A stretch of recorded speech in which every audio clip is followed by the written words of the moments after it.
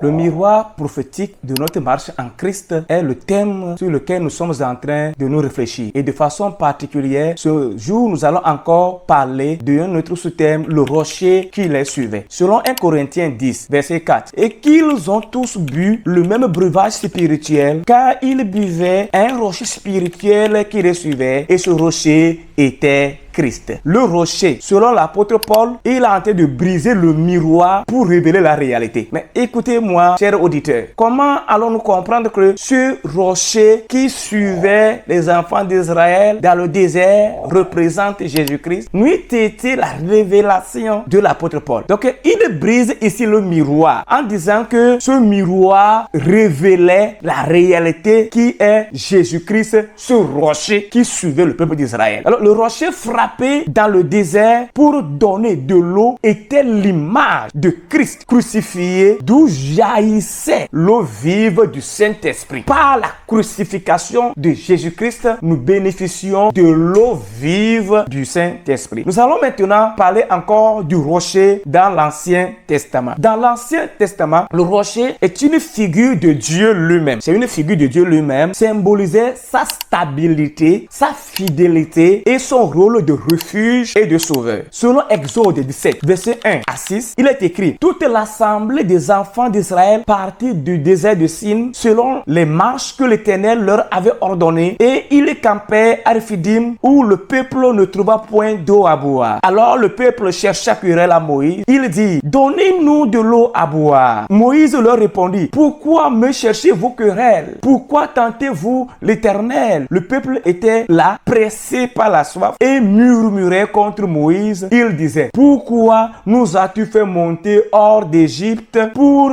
me faire mourir de soif avec mes enfants et mes troupeaux? Verset 4. Moïse cria à l'Éternel en disant: que ferai-je à ce peuple? Encore un peu et ils me lapideront. Verset 5. L'Éternel dit à Moïse: passe devant le peuple et prends avec toi des anciens d'Israël. Prends aussi dans ta main ta verge avec laquelle tu as frappé le fleuve et marche. Voici, je me tiendrai devant toi sur le rocher de Horeb. Tu frapperas le rocher et il en sortira de l'eau et le peuple boira. Et Moïse fit ainsi aux yeux des enfants d'Israël. Amen. Selon Exode 17, verset 6 de façon spécifique, lors de leur traversée du désert, le peuple en traversant le désert, le peuple était assoiffé et ce peuple murmurait contre Moïse. Et qu'est-ce que Dieu a fait? Dieu leur donna de l'eau en demandant à Moïse de frapper un rocher à Horeb. Et de l'eau jaillissait de ce rocher que Moïse avait frappé. Et en ce moment, le peuple trouva de l'eau et le peuple but suffisamment afin de détancher sa soif. Cette eau miraculeuse a sauvé les enfants d'Israël de la soif, démontrant la puissance et la provision de Dieu. Mes bien-aimés frères et sœurs, Deutéronome 32, verset 4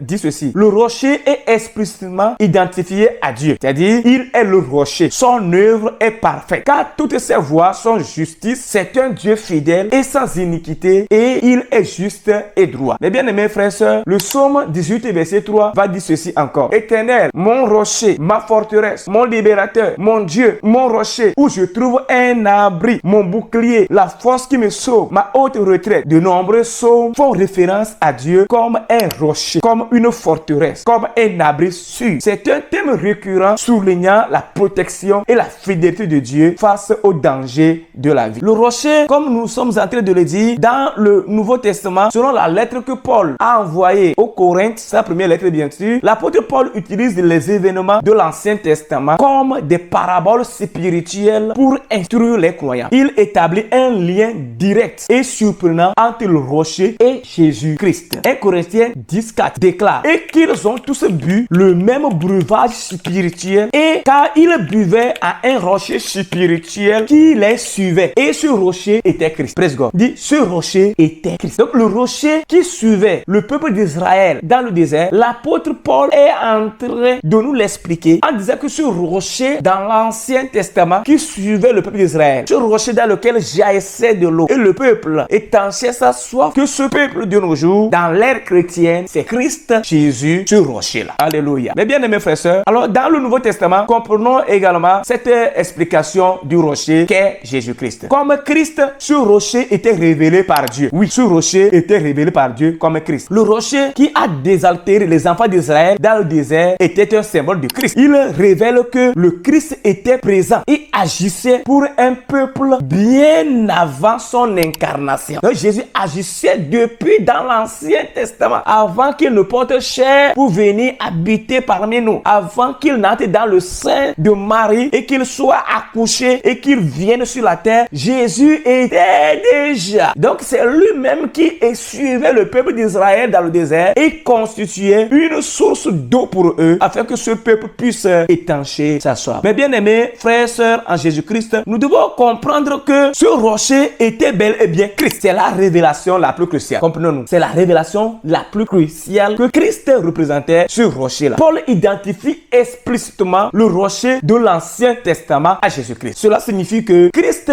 était non seulement la source de la nuée, était non seulement la source de la manne, c'est-à-dire le pain spirituel, mais aussi Christ était la source de l'eau que le peuple buvait dans le désert. Le Christ est présenté comme le pourvoyeur constant et fidèle, la véritable source de vie pour son peuple à travers les âges. Eh bien, mes frères et sœurs, il fallut simplement quelques instants à Dieu pour montrer à Moïse le rocher à Horeb. Le rocher, c'est Dieu qui l'a révélé à Moïse, c'est Dieu qui l'a orienté. C'est ainsi, Dieu a révélé Christ, Dieu a envoyé Christ pour nous. Il a révélé à l'humanité. Mais dans le Nouveau Testament, il lui a fallu plus de 30 ans. Parce que quand Christ était venu, il n'a pas commencé son ministère dès qu'il était venu. Il fallait espérer après 30 ans. Donc c'est après 30 ans que Dieu a révélé le Christ, que nous l'avons vu que c'est lui le sauveur de l'humanité, c'est lui le Messie, c'est lui le Christ que le Seigneur, le Père a envoyé pour le salut de toute l'humanité. Donc il fallut 30 ans d'abord pour monter le rocher qui était le Christ, car toutes les années de son pèlerinage terrestre dévoilaient son caractère divin. Celui-ci est mon fils bien-aimé en qui j'ai mis toute mon affection, selon Marc 1 verset 11. Et une voix fit entendre des cieux ces paroles: tu es mon fils bien-aimé, en toi j'ai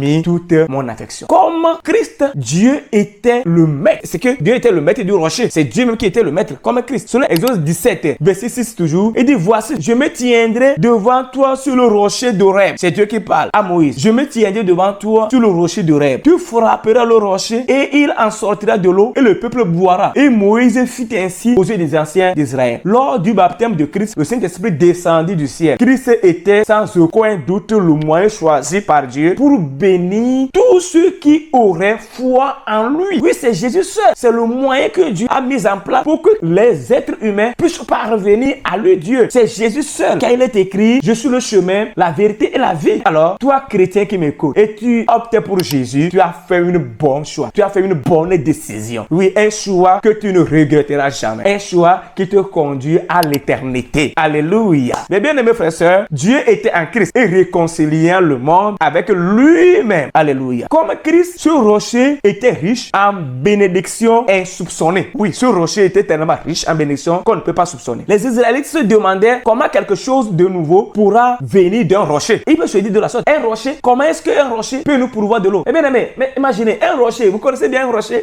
Vraiment, c'est une chose extraordinaire. C'est miraculeux. Comment un rocher peut donner de l'eau à boire? Imaginez vous-même un rocher. Je me souvenais lorsqu'on est là à la chasse, lorsqu'on était sur le point de mourir de soif, ce sont certaines lianes qu'on coupait et ces lianes-là, par leur sève, c'est par leur sève qu'on buvait pour étancher notre soif. Il y avait des rochers. Nous avons vu que les rochers étaient impossibles de nous donner de l'eau à boire. Mais c'est le miracle là qui se produit ici. Le rocher a donné de l'eau aux enfants d'Israël dans le désert et ce rocher représente Jésus-Christ également aujourd'hui. Mais n'oubliez pas, il faut vous abonner pour suivre nos prochains enseignements. En Christ Jésus, soyez bénis. Amen.